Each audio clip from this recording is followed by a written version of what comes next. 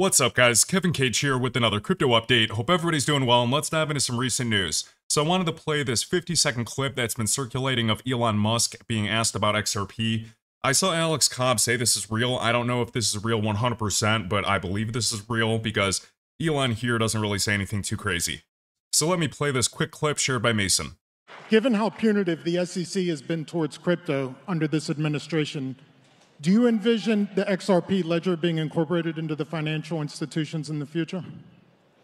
Well, I certainly cannot speak to any specific crypto, but you know, I do think that the sort of cryptocurrency is an interesting and probably valuable bulwark against a centralized control. So, you know, this is definitely not an endorsement or lack of endorsement for XRP, but I do think crypto, by its very nature, it helps with individual freedom. And one last thing for Elon Musk, we had him retweet or repost this today saying yes, agreeing with Brian Armstrong, who is the CEO over at Coinbase. Saying agreed Massachusetts residents should vote for John Deaton, crypto holders should realize that Senator Warren is the one who got Gary Gensler his job and encouraged him to, unlawfully, try and kill the crypto industry in America. So go John go, he has been a huge supporter for the XRP community.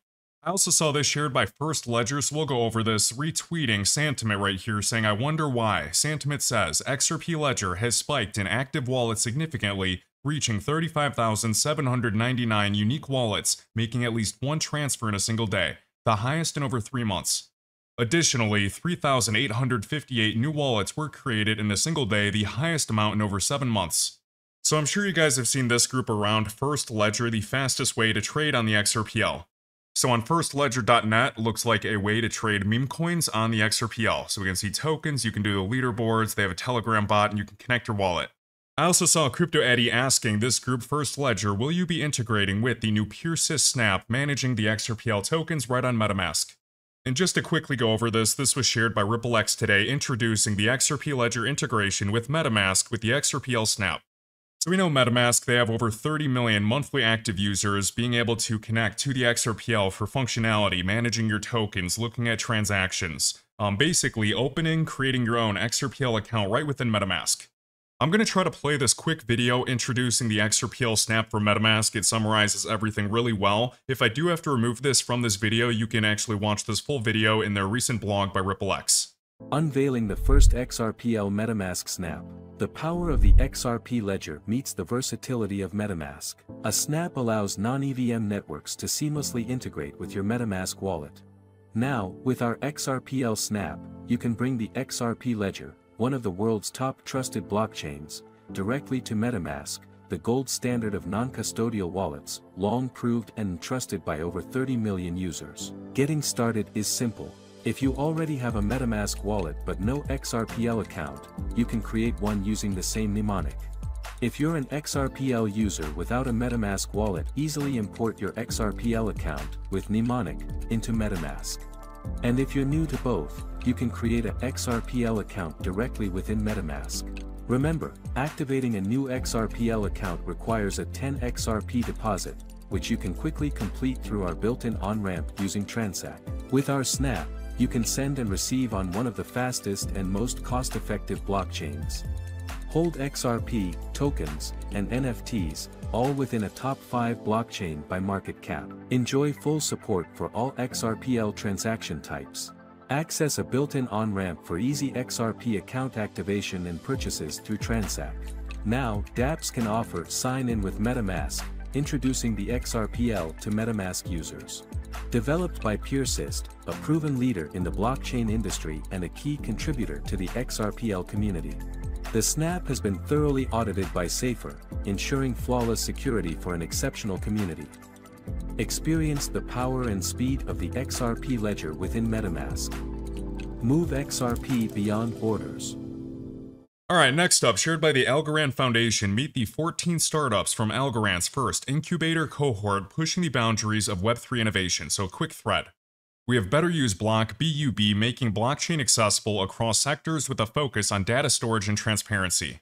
We have Cycles, an NFT subscription platform empowering creators with control over payments and global services. We have Grafty AI merging Gen AI and blockchain for a personalized gaming experience. We have this group, it's IGO Protect, I don't know if it's IGO or IGO, a peer-to-peer consensus delegation platform enhancing Algorand security. Kiwi Protocol, a Telegram chatbot serving as a non-custodial wallet, token factory, and cross-chain swap tool. We have Mema or Mema, I hope you guys enjoy me trying to read, democratizing income from meme creation with a marketplace for trading IP connected to memes. We have Merkle building interconnected Web3 tools across multiple blockchain platforms. We have NijaChain connecting local artisans to international markets with a blockchain-powered craft marketplace. So discover local Nigerian crafts, collect and purchase unique artisanal products. One of Nigeria's largest decentralized marketplaces to showcase your crafts and products. We have Pacify using blockchain to issue and verify academic certificates on-chain fighting credential fraud.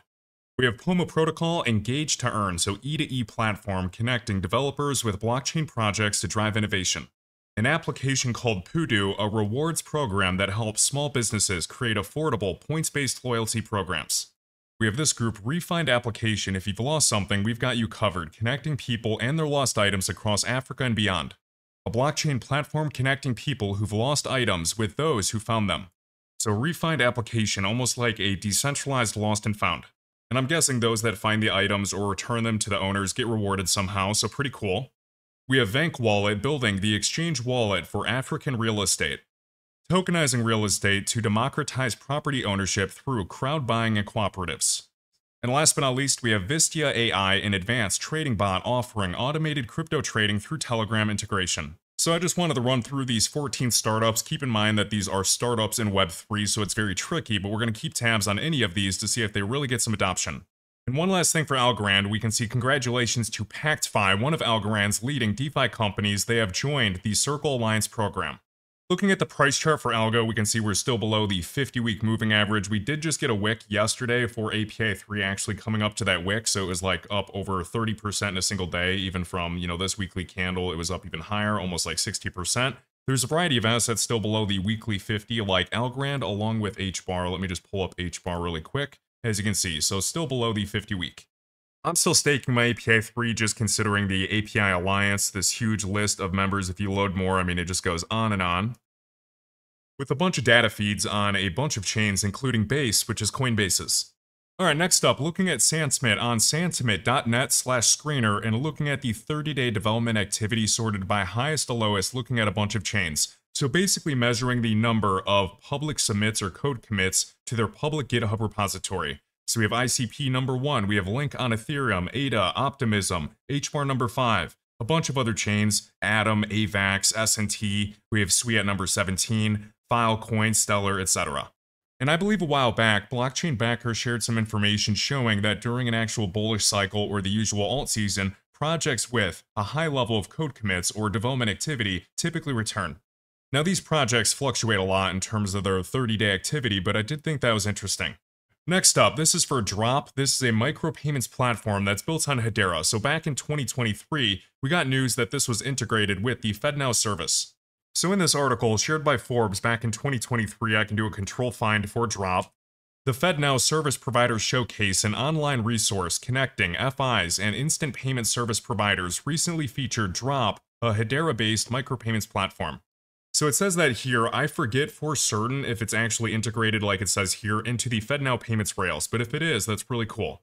And last week, we also got news that Drop has joined the Circle Alliance program as well. Alright, next up, I'm going to play this quick clip. I might have to remove it due to copyright, but this is of the recent Mercado Bitcoin partnership with the company Ripple.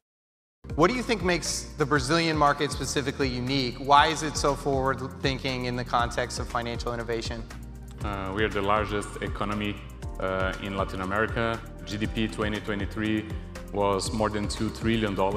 Really in a different path in crypto is the regulatory, very constructive and positive approach. We see stablecoins as a very good case for US dollar and euro, gold and any other coin exposure, and also to access US dollar yields through stablecoin yields or even tokenization of US collaterals being distributed in Brazil. And apologies if I do have to remove that clip from this video if the background music was flagged by YouTube, but I thought that was interesting. We also have this shared by Good Morning Crypto, so this is from Charles Schwab showing asset classes ETFs investors plan to invest in via ETFs. So for millennials, the highest was in cryptocurrencies at 62%. And this goes back to the point that I said in the previous video, future generations are already accustomed to the concept of digitalization and purchasing NFTs or in-game items. This is only going to be growing in the future. Digitalization, I should say digitization, and the hopes is especially with the tokenization of other asset classes in the future. And as more and more asset classes are tokenized, we hope that they are tokenized on top of public networks or at least interoperable with them. I forget the guy's name, I think it was Glenn Hutchins who said, in quotes, there is value in the protocol. So the same concept of more activity from institutional and retail users, more companies building decentralized applications, there's more demand, there's more value, and it's not just solely derived from a single company building. Because these networks are a protocol similar to the internet, and all the internet is a network of networks. So when we think of these crypto companies, I know right now early on for some companies we just think of them as that one company that is pushing the value of these protocols up. But for those that are adopted globally, it will not just be dependent on a single company's success. The concept is it's a protocol and it's leveraged by community members, retail, institutions, etc., building all types of different dApps. And potentially different applications with completely different use cases. And I know that each chain is different. It might not just be solely for payments. It can be for credentials and verification and an audit trail or DePIN, AI, cloud computing, etc. So just like that list of startups we went through for Algorand as a layer 1, there were a bunch of different use cases. Alright, and last but not least, we have the IBM Tech Exchange Conference kicking off tomorrow for the first live event. This is taking place this week, October 21st to the 24th, with the countdown to the first live stream tomorrow. So we can see tomorrow this is kicked off, we can see IBM Watson X and different topics. So we know that Prove AI is presenting at IBM's Tech Exchange this week. We have the CEO of Casper Labs right there, we have Henry Guo, we have Greg Whalen, the CTO over at Casper Labs. What's really fishy to me, and sorry if I'm fudding this, but I'm just concerned and beaten down, is there's no mention of Casper Labs. It is just Prove AI. So we can see the dates they're speaking, we can see the keynote for tomorrow with the CEO of Casper Labs, we have a sandbox session with the CTO of Casper Labs, Greg Whalen, we have a technical deep dive, and they have a booth. So based on all of the recent rumors, hopefully we find out something this month from this conference because I want to hear what's going on with Casper Labs. Even in the previous video we went through with Casper Labs, basically stepping away from development of Casper Network, and now it's 100% under Casper Association. I saw Casper Network reposting or retweeting some videos from Actis as well. I would love to see some applications on Casper Network with Actis because that is a huge use case. Will it be Casper? Will it be ADA? Will it be Ethereum? What other chains are actually going to solve this problem for the tokenization of smart contracts? So hopefully we get some information with what's going on with Prove AI. Will it still be launching on Casper? Are they going to be making it more multi-chain? Are the rumors true that it's going to be on Hedera? We're going to find out. We'll finish up today's video looking at the Casper weekly price chart. This is not me making a call or trying to take credit for anything. I basically just want to see if the Casper price chart is going to retrace or if we're going to continue falling down. So on HTX, we can see we hit the weekly S3, whereas API 3 hit the S1, so it didn't drop as low, but it did finally get this retracement towards previous swing highs and up to the 50-week moving average, this yellow MA. The 50-week moving average for Casper is around like 2.8 cents today. So looking at the position of the weekly RSI on HTX, we could see a potential curl up, but when we go to OKX, another exchange, we can see the weekly RSI looks a lot weaker right there, pointing down. So we'll see if the Casper price chart can actually retrace here, or if we're going to continue falling down in the downtrend. This is my next best guess. And to be clear, I feel like one of the biggest idiots in this space almost on a daily basis for Casper this year specifically. Everything I researched from 2021 to 23 had me fully convinced. Al Mascari, Skybridge, information I found on Amag, which is the largest automotive company or manufacturer in Switzerland, IPW, which didn't happen in January, Actis, which is still apparently just developing, and now even Prove AI and different concerns. So maybe I'm just overthinking it, but this year I've been questioning myself. Hyperledger, Verizon, T-Mobile, Siemens, I could go on and on. I'm upset with what's happened this year, but I'm actually more angry at myself. I know I've done videos before discussing the risks of crypto, like potential hacks, which we've seen for a bunch of chains, but I just never expected that to happen to Casper. And I haven't given up on Casper, I'm beaten down for sure, and I'm holding my holdings in drawdown whether I'm right or wrong. If it goes up, we perform in an alt season or there's good news, awesome, but if we go down, I'm going down with the ship, because maybe I deserve it.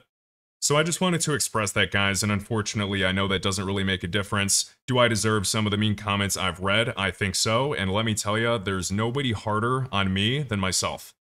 So anyways, all of this is driving me to want to do 10 times better in the future. I'm not asking for any pity or consolation. I think that I deserve some of the comments that I see, and I want to do better in the future.